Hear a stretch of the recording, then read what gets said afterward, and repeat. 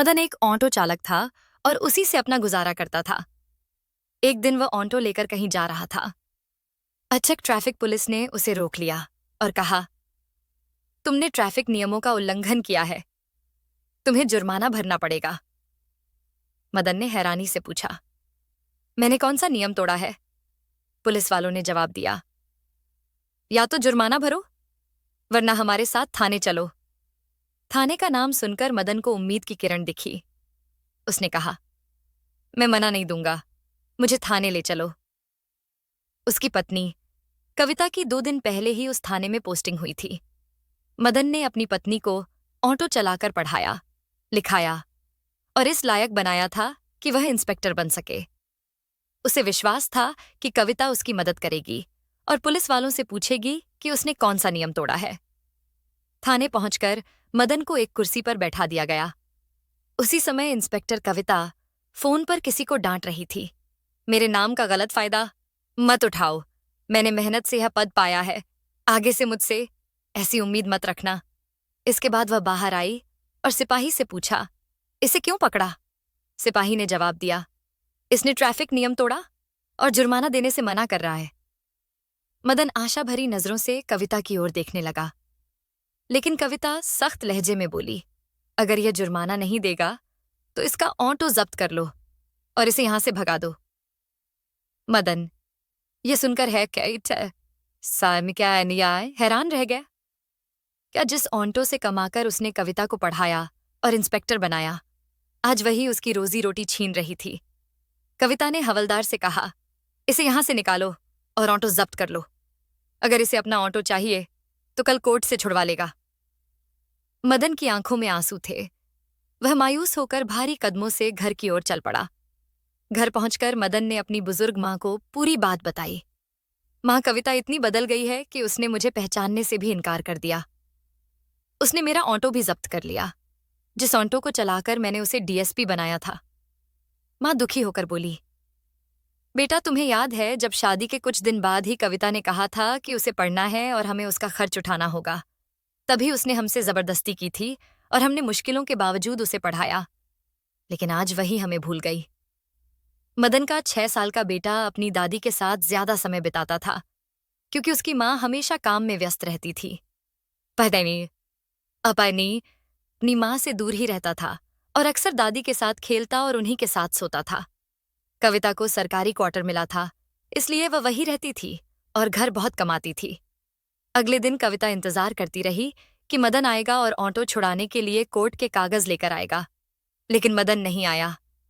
कविता गुस्से में सीधा अपने पति वो मदन के घर पहुंची। वहां उसने देखा मदन अपनी मां के बालों में तेल लगा रहा था और बेटा बाई राय पास में खेल। किसी का भी बच्चे की तरफ ध्यान नहीं था, लेकिन बच्चा खुश था और मजे से खेल रहा था। कविता ने गुस्से में कहा, तुम यहां आराम से बैठे हो और ऑटो छुड़ाने तक नहीं आए। मदन ने कुछ नहीं कहा, बस चुपचाप बैठा रहा। उसकी आंखों में एक अजीब सी उदासी थी, मानो उसने सब कुछ खो दिया हो। कविता अपने पति और सास पर गुस्सा करने लगी और बोली, तुम लोगों को बच्चे संभालने भी नहीं आते? क्या इस तरह बच्चे संभाले जाते हैं? अगर इससे कुछ हो जाता तो कौन जिम्मेदार होता? मदन ने कविता की ओर देखा और शांत स्वर में कहा, तुम क्या कह रही हो? बच्चे संभालना नहीं आता? इसे जन्म से लेकर अब तक मां ने ही पाला पोसा है। उन्हें अच्छे से पता है कि बच्चे की देखभाल कैसे करनी है। तुम इस बारे में कुछ मत कहो तो अच्छा होगा। मदन की बात सुनकर ता गुस्से में भड़क गई और बोली, तुम ऑटो लेने के लिए क्यों नहीं आए? मैंने सारा इंतजाम कर रखा था, फिर भी तुम समय पर वहां नहीं पहुंचे। मदन ने ठंडी सांस ली और कहा, अगर तुम्हें इतनी चिंता थी तो उसी दिन थाने में कह देती कि मेरा ऑटो जब्त ना किया जाए। तुम तो बड़ी अधिकारी हो, असलियत पता कर सकती थी। लेकिन शायद तुम्हें लगा कि मैं तुम्हारी वर्दी का फायदा उठाना चाहता हूं, जबकि मैंने कोई गलती की नहीं थी। कविता चिल्लाने लगी, तुम गंवार लोग क्या जानो कि ड्यूटी कैसे की जाती है। अथे, तुम लोग बच्चे की भी सही से देखभाल नहीं कर सकते। इतना कहकर उसने अपने बेटे का हाथ पकड़ा और उसे कमरे में ले गई। वहां उसने बेटे के सारे कपड़े और सामान पैक किए और गुस्से में बोली, मुझे तुम जैसे गनवार इंसान के साथ नहीं रहना। मैं कब तक तुम लोगों की बकवास सुनती रहूंगी? मदन ने शांत स्वर में कहा, अगर तुम्हें ऐसा सही लगता है तो वैसा ही करो। लेकिन उनका 6 साल का बेटा रोने लगा और दादी की ओर इशारा कर बोला, मुझे मम्मी के साथ नहीं जाना, मैं पापा और दादी के साथ ही रहूंगा। बच्चे की बात सुनकर भी कविता नहीं रुकी। उसने बेटे का हाथ खींचा और उसे जबरदस्ती अपने साथ सरकारी क्वार्टर ले गई। जब यह बात कविता के माता पिता को पता चली तो उन्होंने उसे बहुत डांटा, लेकिन कविता अपनी वर्दी के घमंड में थी और बोली, मुझे किसी से कोई मतलब नहीं। उसकी इस बात से उसके माता पिता बहुत दुखी हुए और उससे बात करना बंद कर दिया। उसका भाई भी उसे समझाने की कोशिश करता, लेकिन वह उसे भी बुरा भला कह देती। धीरे धीरे कविता सबसे करती गई। कविता ने अपने बेटे की देखभाल के लिए एक नौकरानी रख ली थी। एक दिन दोपहर में वह नौकरानी बच्चे को बाजार लेकर गई। उसी समय मदन की मां भी वहां कुछ खरीदारी करने आई थी। जैसे ही बच्चे ने अपनी दादी को देखा, वह दौड़कर उनके पास गया और उनसे लिपट गया। उसकी आंखों में आंसू थे। उसने रोते हुए कहा, दादी, मुझे तुम्हारे साथ रहना है। मुझे मम्मी के पास नहीं जाना। मम्मी तो एक गंदे अंकल के साथ रहती है और वे दोनों मुझे मारते भी हैं। दादी घबरा गई और बोली, बेटा, तुम क्या कह रहे हो? मम्मी किस गंदे अंकल के साथ रहती है? बच्चे ने जवाब दिया, मम्मी के घर एक अंकल रोज आते हैं। कभी कभी छुट्टी वाले दिन पूरा दिन रहते हैं और रोज शाम को जरूर आते हैं। अगर मैं सोता नहीं हूं तो मम्मी और वह अंकल मुझे मारते हैं, इसलिए अब मैं सोने का नाटक करने लगा हूं। जब वे दोनों साथ होते हैं तो घंटों बातें करते हैं और जोर जोर से हंसते हैं। मुझे यह सब देखकर बहुत बुरा लगता है। दादी, मुझे अब मम्मी के पास नहीं रहना। इतने में नौकरानी बच्चे को ढूंढते हुए वहां आ गई। उसने देखा कि बच्चा अपनी दादी से लिपटा हुआ था। वह जल्दी से बच्चे का हाथ पकड़कर खींचने लगी, लेकिन बच्चा रोते हुए बोला, मुझे मम्मी के पास नहीं जाना, मुझे पापा और दादी के साथ रहना है। दादी ने नौकरानी से कहा, कोई बात नहीं, तुम आराम से अपना सामान खरीद लो, तब तक मैं बच्चे के साथ बैठी हूं। दादी का मन था कि वह ये अपने पोते को अपने साथ ले जाए, लेकिन वह मजबूर थी। नौकरानी ने साफ कहा था, मेरी मालकिन ने सख्त हिदायत दी है कि यह बच्चा उनके पास नहीं जाना चाहिए। दादी अपने पोते को समझाती, है बेटा, अभी तुम्हें मम्मी के पास ही रहना पड़ेगा, लेकिन हम जल्दी ही आएंगे और तुम्हें अपने साथ ले जाएंगे। इतना कहकर वह बच्चे को समझा बुझाकर नौकरानी के साथ भेज देती है और खुद घर लौट आती है। दादी के दिमाग में बार बार वही बातें घूम रही थीं जो उसके पोते ने उसे बताई थीं। उसका मन बेचैन था कि उसके बेटे की पत्नी इस तरह का गलत काम कर रही है। वो ये बात बेटे को बता नहीं चाहती थी, लेकिन आखिरकार उसे मजबूरी में सब कुछ बताना पड़ा। दादी ने मदन को सब कुछ बता दिया और कहा, आज बाजार में पोते से मुलाकात हुई थी। उसने बताया कि घर में कोई अजनबी अंकल आता है जो उसे डांटता और मारता भी है। मदन यह सुनकर चौंक गया। उसने तय किया कि वह खुद जाकर देखेगा कि आखिर सच्चाई क्या है। एक दिन छुट्टी वाले दिन मदन बिना बताए अपनी माँ के साथ कविता के सरकारी क्वार्टर पर पहुंच जाता है। वह दरवाजे की घंटी बजाता है। अंदर से कविता नींद में ही दरवाजा खोलती है और उसे देखकर घबरा जाती है। कविता गुस्से में पूछती है, तुम लोग यहाँ क्या कर रहे हो? मदन की माँ बोली, हम अपने बेटे और पोते से मिलने आए हैं। इसमें गलत क्या है? कविता उनकी बात सुनकर चुप हो गई। मदन बिना कुछ कहे घर के अंदर चला गया। वहां का नजारा देखकर उसका खून खोल उठा। कमरे में बेड पर एक नौजवान आदमी लेटा हुआ था और उनका बेटा पास में सोया पड़ा था। यह देखकर मदन को बहुत गुस्सा आया। उसने गुस्से में कविता को एक जोरदार थप्पड़ मार दिया। कविता के गाल पर थप्पड़ पड़ते ही वह आदमी तुरंत उठकर बैठ गया और गुस्से में बोला, कौन है आए? है देख तमीजम सरे तते स्टेज से तेमसी के मारिया साय। कविता ने उस आदमी की ओर देखकर कहा, यही तो है मेरा निकम्मा गनवार पति मदन। यह सुनकर और ज्यादा गुस्से में आ गया। गुस्से के मारे उसका शरीर कांपने लगा, लेकिन उसकी मां ने उसे शांत किया और कहा, बेटा, धैर्य रखो। मदन ने अपने बेटे को गोद में उठाया और कहा, तो इसीलिए तुम यहाँ रह रही थी। जरहेवीर, दरअसल वो नौजवान आदमी कोई और नहीं बल्कि कविता का सीनियर था, जिससे उसका ट्रेनिंग के समय से ही अवैध संबंध था। अब जब सब कुछ खुल ही गया था, तो कविता ने साफ साफ कह दिया, अच्छा हुआ जो तुम लोगों ने खुद आकर देख लिया। अब मुझे तुम जैसे गंवार इंसान से कोई रिश्ता नहीं रखना। आज के बाद मेरी शक्ल मत देखना। मदन अपने बेटे को लेकर जाने लगा। उसकी मां भी चुपचाप वहां से निकलने लगी। तभी कविता ने मदन को रोककर कहा, जाते जाते यह भी कर दो। मैंने पहले ही तलाक के पेपर तैयार कर रखे हैं, इन पर साइन कर दो। मदन ने बिना कुछ कहे तलाक के कागजों पर साइन कर दिए और बेटे को लेकर वहां से चला गया। अब मदन अपने घर के एक कमरे में बैठा था। उसकी की मां भी पास में ही बैठी थी और सोच रही थी कि बेटे की जिंदगी को दोबारा कैसे पटरी पर लाया जाए। तभी मदन की मां ने पुराना संदूक खोला और उसमें कुछ ढूंढने लगी। अचानक उन्हें एक कागज मिला। यह एक जमीन के कागजात थे। मां ने मदन को वह कागज दिखाते हुए कहा, बेटा देखो ये क्या है। मदन ने ध्यान से पढ़ा और पता चला कि वह जमीन करोड़ों की थी। इसके बाद मदन ने वो जमीन बेच दी और करोड़ों रुपए मिल गए। अब उनके पास पैसे आ गए थे।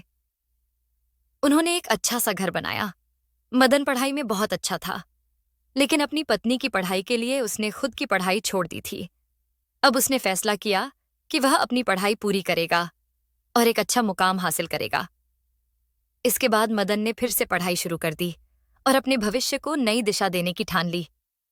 अब मदन की मां घर में अचार और पापड़ बनाने का छोटा सा बिजनेस शुरू करती है। कविता की जो मेड थी वह भी मदन की मां की मदद करने के लिए आ जाती है। धीरे धीरे सब मिलकर मेहनत करते हैं और उनका बिजनेस अच्छा चलने लगता है। उनके पास पैसे आने लगते हैं और अब मदन को पैसों की कोई कमी नहीं रहती। वह अब न्याय अपनी पढ़ाई पर ध्यान लगाता है। कुछ समय बाद, लगभग 2 साल बाद, मदन का एसपी के पद पर चयन हो जाता है। एसपी बनने के बाद मदन का नाम मीडिया में छाने लगता है। लोग उसे ऑन्टो वाला एसपी कहकर बुलाने लगे। उसके बारे में इंटरव्यू लेने के लिए कई लोग उनके घर आने लगे। मदन अपनी ड्यूटी करने के लिए उसी इलाके में पोस्टिंग करवाता है जहां उसकी पत्नी कविता की पोस्टिंग थी, लेकिन कविता अपने सीनियर अधिकारी के साथ अवैध रिश्ते में थी। उस अधिकारी ने कविता का एक वीडियो बना लिया था जिसमें वह रिश्वत ले रही थी। वह वीडियो बार बार उसे धमकी देकर दिखाता और उसे परेशान करता। कविता को अपनी गलती का एहसास होता है, लेकिन वह कुछ नहीं कर पाती क्योंकि उसने मदन से तलाक ले लिया था। मावे बीतने के साथ कविता की हालत और भी खराब हो जाती है। वह जिसे जानती थी कि उसका प्रेमी पहले ही शादीशुदा था और उसके 2 बच्चे थे। एक दिन उसने उस व्यक्ति से यह सवाल किया तो उसने उसे धमकी दी, अगर तुम मुझसे कुछ भी कहोगी तो मैं तुम्हारा वीडियो सबको दिखा दूंगा और तुम्हारी नौकरी भी चली जाएगी। इस डर से कविता चुपचाप अपनी जिंदगी जीने लगी। उसने खाना पना छोड़ दिया, अच्छे कपड़े पहनना बंद कर दिया और उस आदमी ने उसे फोन भी रखने से मना कर दिया था। एक दिन जब एसपी साहब के स्वागत के लिए पार्टी रखी गई और उस पार्टी में कविता को भी शामिल होनी थी, वह जब पार्टी में शामिल हुई तो उसे स्टेज पर बुलाया गया और कुछ शब्द कहने के लिए कहा गया। जैसे ही वह स्टेज पर चढ़ी, उसे चक्कर आ गए और वह बेहोश होकर गिर पड़ी। कविता को अस्पताल ले जाया गया। मदन, अब जो एसपी थे, वे देखे कि वही कविता जो पहले घमंड में रहती थी आज बहुत कमजोर हो गई थी। वह अब ठीक से खा भी नहीं पा रही थी। अस्पताल में डॉक्टर ने कहा कि कविता की हालत कमजोरी के कारण खराब हुई है। मदन को यह सुनकर बहुत हैरानी हुई। वह सोचने लगा, एक इंस्पेक्टर को ऐसी कमजोरी कैसे हो सकती है। कुछ दिन बाद कविता सोचने लगी कि वह कभी मदन से मिलेगी और उसे सारी सच्चाई बताएगी। तभी इनसे एक देनी स्पाके तरिरा कविताएं के सीगे छे तमे अंधे सय में जा रही प्रीति थी। उसे अपनी सास मिल गई। फिटिस ते सादिया अचानक अपनी सास के सामने आकर खड़ी हो गई और कहा, माँ जी, आप कैसी है? सास ने चश्मा नहीं पहना था और उसे पहचान नहीं पाई। वह बोली, तुम कौन हो और मुझे माँ जी क्यों कह रही हो? तब कविता ने कहा, माँ जी, मैं कविता हूं, क्या आप मुझे पहचान नहीं पा रही है? कविता की सास को उसकी शक्ल नहीं पहचान पाई क्योंकि उसकी हालत बहुत बदल चुकी थी। सास ने कहा, तुमने मेरे बेटे को ठुकरा दिया, मुझे तुम्हारी कोई जरूरत नहीं। अब मदन की माँ का बिजनेस अच्छा चल रहा था और वह बाजार में सामान खरीदने आई थी। वह कविता को पहचान कर भी नकार देती और कहती है कि मुझे तुमसे कोई बात नहीं करनी। कविता गिड़गिड़ा हुए कहती है, माँ जी मुझे माफ कर दीजिए, मुझसे बहुत बड़ी गलती हो गई थी। कृपया मदन से कहिए मुझे माँ कर दे और मुझे अपना ले ले। इसके बाद कविता की सास कहती है, बेटी जो तुमने किया है उसका पल तुम्हें भुगतना पड़ेगा। यह कहकर वह उसे दूर करके अपने काम में लग जाती है। कुछ दिनों बाद कविता बहुत दुखी हो जाती है। फिर एक दिन इस सेठ आदमी के पाता दादी जिससे वह तब फंसी हुई थी और कहती है, चाहे तुम इस वीडियो को वायरल कर दो या मेरी जान ले लो, मैं अब तुम्हारे पास नहीं रह सकती। यह कह देश कहकर वह फेदेनिया वहां से भागकर मदन के घर आ जाती है और दरवाजा खटखटा है। जब मदन दरवाजा खोलता है तो वह देखता है कि कविता बहुत बुरी हालत में खड़ी है। वह पूछता है, कौन हो, क्या चाहिए? कविता कहती है, मदन मैं तुम्हारी पत्नी हूं और यह तुम्हारा बच्चा जो मेरे पास है। मदन कहता है, मैंने पहले ही तुम्हें तलाक दे दिया है और हाँ, यह बच्चा अब मेरे पास रहेगा और अब मुझे तुमसे कोई मतलब नहीं है। अगर तुम आज के बाद यहां आई तो मैं तुमसे बुरा बर्ताव करूंगा। मदन ये कहकर दरवाजा बंद कर देता है। कविता की आंखों से आंसू बर रहे थे और वह जोर जोर से रोने लगती है। मदन की माँ यह सब सुन रही थी, लेकिन वह कुछ नहीं कहती, क्योंकि उसे यह सब पहले से ही पता था कि कविता ने मदन के साथ बहुत गलत किया था। कविता बाहर जाने लगी। तभी उसे पता चलता है कि उस आदमी ने जो वीडियो बनाया था वह वायरल हो गया है। इस वजह से उसकी नौकरी चली गई। अब वो बहुत परेशान हो जाती है और अपने भाई को फोन करती है, लेकिन उसका भाई भी उससे नफरत करता है, क्योंकि कविता के कारण ही उसके माता पिता का निधन हो चुका था और उसका भाई यह फैसला कर चुका था कि वह अब अपनी बहन से कोई रिश्ता नहीं रखेगा। अब उसका भाई भी उसकी मदद नहीं करता है। वह आदमी जिसके साथ कविता का अफेयर था, वह कविता के साथ जब तक जी चाहा खेलता रहा और फिर वीडियो को वायरल भी कर दिया था। अब कविता की नौकरी भी चली गई थी और वह पागलों की तरह इधर उधर घूमने लगी। कुछ दिनों बाद उसकी इतनी तबीयत खराब हो जाती है कि एक दिन उसकी मौत हो जाती है। दोस्तों, यह कहानी हमें यह सिखाती है कि गलत रिश्ते और गलत फैसले इंसान की जिंदगी को बर्बाद कर सकते हैं। अगर कविता ने अवैध प्रेम प्रसंग नहीं रखा होता तो उसका जीवन अलग होता। आप क्या सोचते हैं? कविता और मदन के बारे में अपनी राय कमेंट बॉक्स में लिखें और दूसरों के साथ भी शेयर करें। इन कहानियों का उद्देश्य सिर्फ सभी को सीख देना है, ताकि हम अपने जीवन में सही फैसले लें। हम आगे भी इसी तरह की कहानियां लाते रहेंगे। Chat see guys Hindi Bharat, धन्यवाद।